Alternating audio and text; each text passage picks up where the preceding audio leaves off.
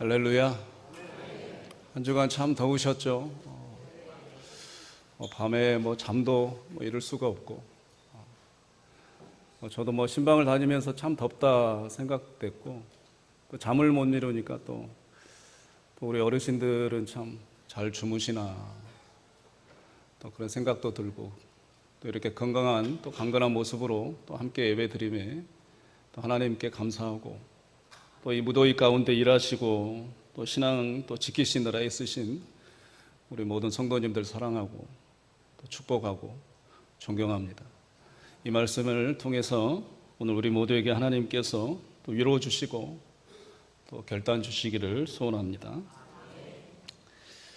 본문은 여러 가지로 많이 알려져 있습니다. 특별히 이 중보기도의 샘플되는 이 텍스트로 많이 또 애용 또 읽혀지기도 합니다. 그러니까 아브라함의 이 끈질긴 인내의 기도로 인해서 이 소돔성에 있었던 자기 조카 롯, 그 다음에 두 딸이 이 생명을 하나님의 은혜로 이 탈출을 했다, 생명을 건졌다, 이런 식으로 또 얘기가 되는 또 본문이기도 합니다.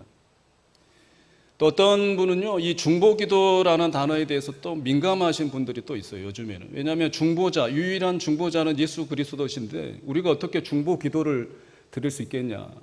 그래서 그럼 대안이 뭐냐? 디모데전서 2장 1절에 딱 한 번 성경에 나오는 도고 기도가 있어요. 인터세션이라고 하는데, 이 도고 기도를 우리가 사용해야 된다라고 이제 주장하는 사람도 있습니다. 또 어떤 사람이 이 본문에 대해서 좀 비판적으로 해석하는 사람이 있어요. 이 50명, 45명, 40, 30, 20, 10이 이제 의인 10명이 그 셈이 되잖아요. 왜 한 명까지 하나님께 기도를 하지 않았냐? 왜 10명에 멈췄냐? 이렇게 해서 좀 끈질긴 기도를 얘기하는 사람들이 있는데요. 이런 것 가지고 제가 오늘 논쟁거리로 삼고 싶은 건 아니고, 다른 시각으로 오늘 본문을 좀 살펴보도록 하겠습니다. 이 하나님의 시선에서, 하나님의 입장에서 오늘 본문을 좀 들여다보고자 합니다.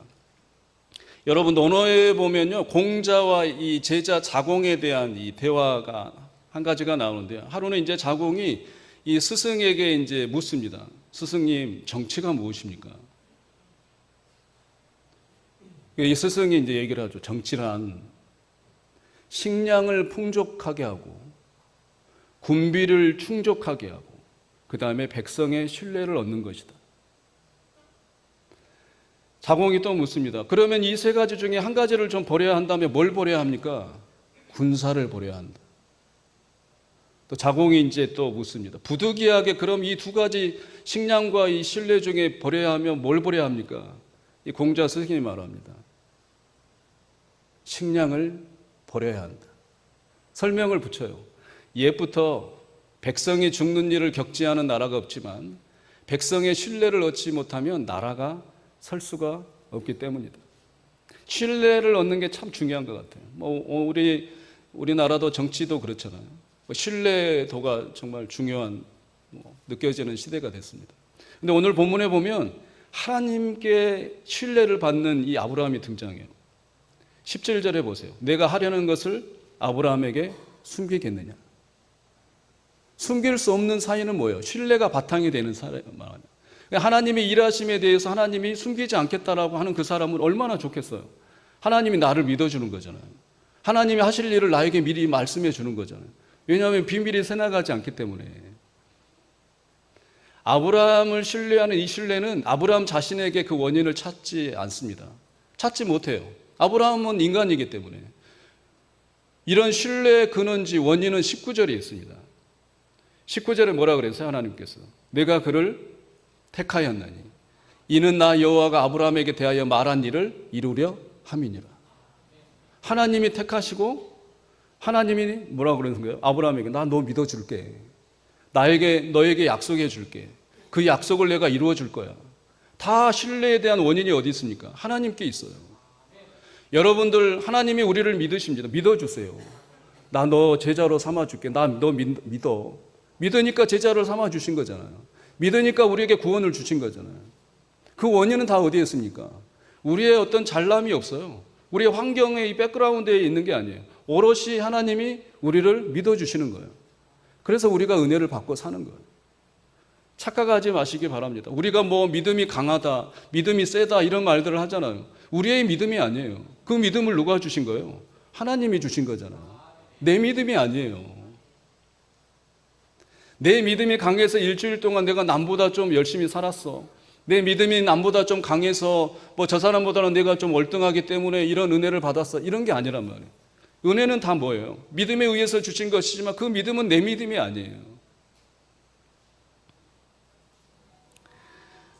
우리가 이런 기도, 오늘 본문을 봤을 때도 마찬가지예요. 아브라함이 뭐 끈질긴 기도를 하잖아요. 근데 우리가 이런 기도를 했을 때도, 우리가 예배를 드릴 때도 마찬가지예요. 하나님에 대한 은혜에 대해서 우리는 어떠한 노력에 그 은혜에 대한 일의 지분도 없어요. 우리가 노력을 해서 은혜 받은 게 하나도 없다 이런 말이에요. 우리가 살아가면서 우리가 하나님의 은혜를 받잖아요. 그런 것은 우리의 어떤 노력이나 뭐 감사나 우리의 땀 흘리는 수고의 그 대가로 인한 일의 지분도 없다니까요. 100% 다 하나님의 은혜입니다. 예수님이 부활하셨잖아요. 예수님의 부활에 대해서 제자들이 일의 지분이 있어요? 예수님의 부활하는데 어떤 도움을 줬습니까? 도움 하나 주지 않았단 말이에요. 그런데도 예수님은 도마에게 나타나서 뭐라 그랬어요? 이 창자국을 보여주시잖아요. 그 제자들 그 도마에 하는 일은 뭐예요? 그냥 보는 거예요. 그냥 가서 만져보는 거예요. 느껴보는 거예요. 그게 바로 우리 크리스찬들이 할 수 있는 일이에요. 모든 일은 하나님이 하십니다. 그러나 우리의 할 수 있는 일은 뭐예요? 하나님과 어떤 것을 협업하는 게 아니에요. 하나님의 일하심을 내가 두 눈으로 보기만 하면 되는 거예요. 그래서 우리는 뭐가 되는 거예요? 보는 사람을, 목격자를, 증인이라 그러잖아요. 증인은 뭐 어떤 도움을 주는 사람이 아니에요. 그냥 목격하는 사람이란 말이에요. 우리 하나님은 당신의 일을, 우리를 택하셔서 일하시는 분이세요. 일을 성취하시는 분이세요. 우리는 뭐예요? 협력자가 아니고 그냥 하나님의 일하심을 보면 되는 거예요. 하나님의 일하심을 보시기를 주의 이름으로 축원합니다. 내가 뭘 하나님이 일하시도록 뭘 힘을 도와주고 뭘 옆에서 뭘 해주고 이런 게 아니란 말이에요. 19절의 말씀, 택하시고 약속하시고 그 약속을 이루어 주시고 우리 하나님이 다 하신단 말이에요. 아브라함은 뭐냐? 그냥 본 거예요. 그냥 하나님이 일하심을 그냥 느낀 거란 말이에요.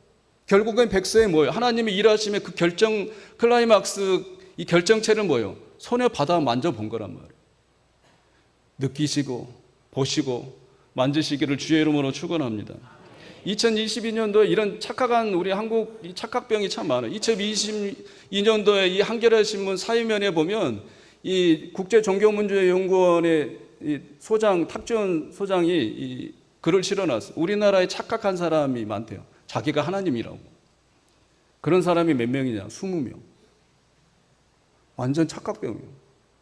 내가 재림 예수다 하고 착각한 사람이 우리나라에 몇 명이냐? 50명이네. 심지어 우리나라에 나는 하나님의 와이프야, 하나님의 아내라고 하는 사람도 있대요. 심지어 우리나라에 내가 엘리야야, 내가 다윗이야 라고 생각하는 사람들이, 착각한 사람들이 있다는 거야. 착각하지 마시기를 주의 이름으로 축원합니다. 우리는 하나님의 일하심에 대해서 어떠한 노력도 어떠한 힘도 보탤 수 있는 그런 존재가 아니란 말이에요. 온전히 하나님의 은혜로 사는 사람들이에요. 어떤 교회 목사님이 설교를 아주 은혜롭게 하셨대잖아요. 회개하라. 뭐 요즘에 회개하라 그러면 기분 나빠 하신다면서요. 그런데도 막 강하게 회개를 외친 거예요. 그런데 어떤 여자 성도님이 설교 처음부터 끝까지 눈물을 흘리는 거예요. 그래서 은혜를 받으신다. 그래서 이제 목양실로 왔는데 그 여자 성도님이 따라와서 계속 눈물을 흘리면서 목사님 은혜 받아서 제가 이 회개의 눈물을 멈출 수가 없습니다. 그러면서 너무 웃으면서 울면서 막 고백을 하는 거예요. 그래서 들어보니 여자 성도님이 여태껏 교만한 죄에 빠졌다는 거예요. 우리 교회에서 너무 자신이 예뻐서 다른 사람들을 막 그냥 뭐 대충 보고 자기가 너무 예뻐서 이렇게 생활했는데 목사님 설교를 들어보니 제가 목사님 교만죄에 빠진 것 같습니다. 목사님이 얼굴을 쳐다보니 그건 아닌 것 같고 이렇게 말씀하신 거예요. 자매님, 그건 교만죄가 아니라 착각죄입니다. 착각하지 마시게. 우리 교회는 그런 착각하시는 성도님들이 안 계시기를 주의 이름으로 축원합니다. 본문을 한번 좀 살펴보겠습니다. 본문의 시작은요, 이 16절에 보면 그 사람들이 거기서 일어나서 소돔으로 향하고 이렇게 그 사람들이 이렇게 시작이 됩니다. 그 사람들이 누구냐면 22절에 가보면 이 세 사람 중에 한 사람이 하나님이세요. 그 다음에 다음 본문 19장 1절에 가보면 이제 두 천사란 말이에요. 두 천사가 하나님이 함께 이 땅에 오신 이유가 오늘 20절, 21절에 있어요.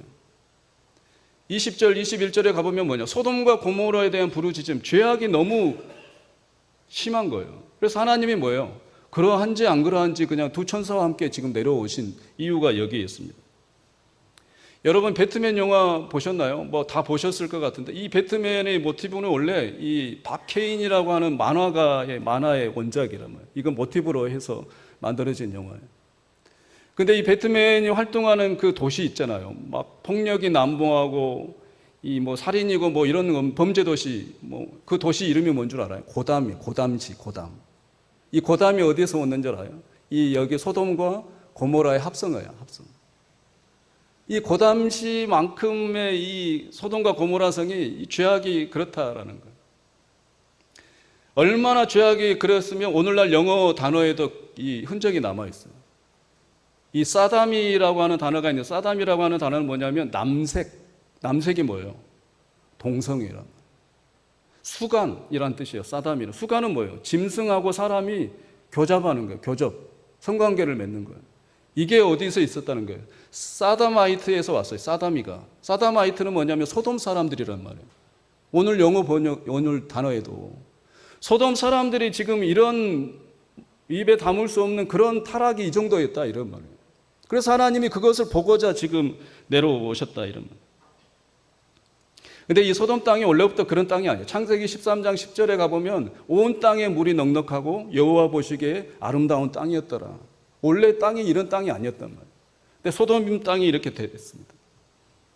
본문 좀 성경을 좀 뒤져볼까요? 직접적 성경에 이 사건이 나오는데 19장 이 4절에 가보면 이 두 천사가 소돔 성으로 갑니다. 근데 롯의 집에 거예요. 근데 모든 이 소식을 어떻게 알았는지 소돔 사람들, 마을 주민들이 이 롯 집을 에워싼 거예요. 근데 4절 보세요. 에워싸는 사람들이 누구예요? 노소를 막론하고 모입니다. 다시 말하면 뭐예요? 어린아이도 모이고 어른도 모이는 거예요. 5절 이유가 뭐예요? 그 사람들을 이끌어내라. 뭐 하겠다는 거예요? 상관하리라. 상관이 뭔 줄 알아요? NIV 성경은 그들과 뭐예요? 섹스하겠다네. have 섹스란 말이에요. 공동보증은 뭐예요? 재미를 좀 보겠다. 현대인의 성경은 뭐예요? 우리가 강간하겠다. 상관이 저런 뜻이란 말이에요. 소돔성의 이 수준이 이 정도란 말이에요. 그래서 전혀 모르는 두 남자가 왔는데 롯의 집에 거했는데 그 사방을 둘러싼 사람이 어른도 말도 안 되는데 어린 아이들도 와 있는 거예요. 뭐 하고자? 상관하고자. 재미 좀 보려고. 심하게 말하면 현대인의 성경이 다른 번역과 강간하려고.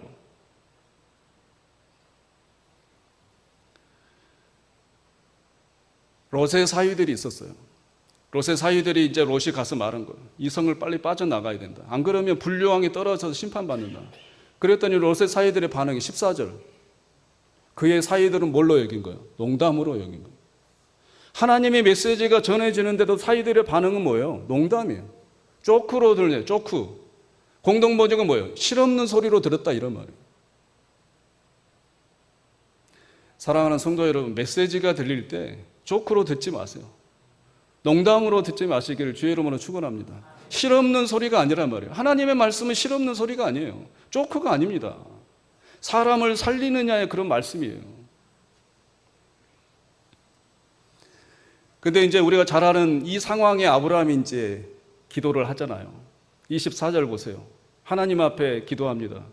소돔성에 50명이 있으면 멸하시겠습니까? 28절에 또 뭐예요? 5명을 감하잖아요. 소돔성에 45명을 찾으면 멸하시겠습니까? 29절 몇 명이에요? 40명을 찾으면 멸하시겠습니까? 30절 뭐예요?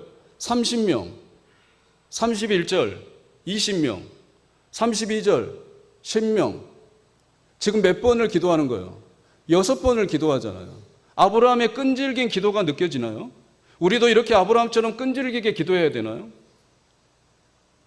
어떻게 감히 인간이 하나님 앞에서 6번을 구할 수가 있어요?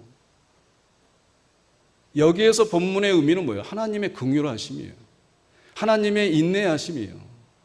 철없는 아무 힘도 없는 그런 인간 아브라함이 그 하나님 앞에 6번이나 기도하게 들어주시는 거란 말이에요. 이유가 뭔 줄 아세요? 소돔성을 위해서. 내가 너만큼 너하고 비교가 되지 않는 나도 소돔성을 멸하고 싶지 않다. 의인만 있으면 내가 멸망시키지 않을 거란 말이야. 이런 하나님의 긍휼하심과 인자하심이 지금 나타나는 그런 본문이란 말이에요. 아브라함의 끈질긴 기도가 아니에요. 아브라함이 그런 고백을 하잖아요. 27절에 보세요. 하나님께 기도할 때 뭐라 그래요? 나는 티끌과 재와 같다. 맞는 말이잖아요. 우리가 하나님 앞에 티끌과 재와 같은 사람들이에요. 그런데 그런 사람이 지금 하나님 앞에 몇 번을 말하는 거예요? 6번이나 지금 얘기를 하는 거예요. 그 티끌과 같은 재와 같은 말을 누가 듣고 계시는 거예요? 주의 깊게 듣고 계신단 말이에요. 27절에 아브라함이 티끌과 재와 같은데 감히 아뢰나이다. 30절에 노하지 마십시오. 31절에 감히 아뢰나이다. 32절에 뭐라고요? 이번만 아뢰리이다. 그런 모든 말씀을 우리 하나님은 다 들어주셨다 이런 말이에요. 왜 그러겠어요? 소돔성을 멸망시키고 싶지 않으신 거예요. 의인만 좀 있어라. 의인 한 사람만이라도 좀 있어라. 10사람만이라도 좀 있어라.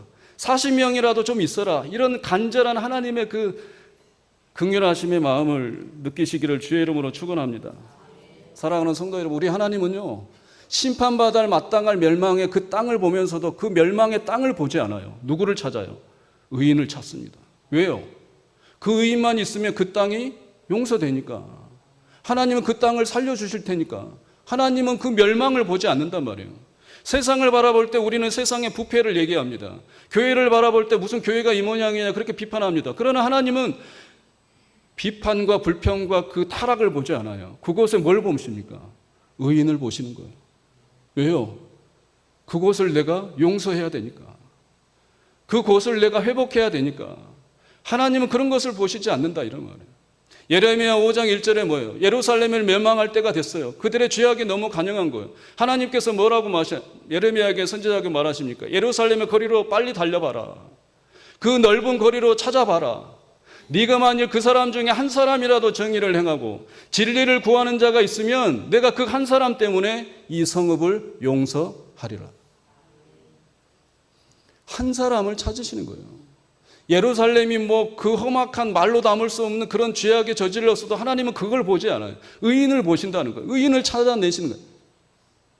에스겔 22장 30절에 뭐라고 그래요? 이 땅을 위하여 성을 수축하고 그 성 무너진 데를 막아서서 나로 하여금 멸하지 못하게 할 그 사람을 내가 찾다가 찾지 못하였으니. 하나님 뭐예요? 찾다가 찾지 못해서 뭐예요? 이스라엘을 멸망시킨 거예요. 의인을 못 찾아서. 그러한 의인의 한 사람이 되시기를 주의 이름으로 축원합니다. 여러분들 때문에 우리 교회가 회복되고 우리 교회 안에 용서가 임하고 더 나아가서 한국교회가 우리 교회를 통해서 용서되고 회복되는 귀한 역사가 일어나기를 주의 이름으로 축원합니다. 세상은 세상이에요. 세상에 어두운 것은 당연한 거란 말이에요. 복음이 들어가지 않는 곳이 타락한 것은 당연한 거예요. 그 얘기를 해서 뭐 할 거예요? 존 스토트 목사님, 위대한 설교가 목사님 이런 말을 했습니다. 저녁이 되어 집안이 어두워졌을 때 집이 어두워졌다고 비난하는 사람은 아무도 없다. 해가 지면 집안은 당연히 어두워지기 때문이다. 이때 물어야 할 것은 등잔불이 어디에 있는가이다. 사랑하는 성도 여러분, 세상이 어두워질 때, 점점 타락해질 때 그것에 대해서 우리가 함몰해서 말하지 말고 비판하지 말고 크리스찬은 어디에 있는가?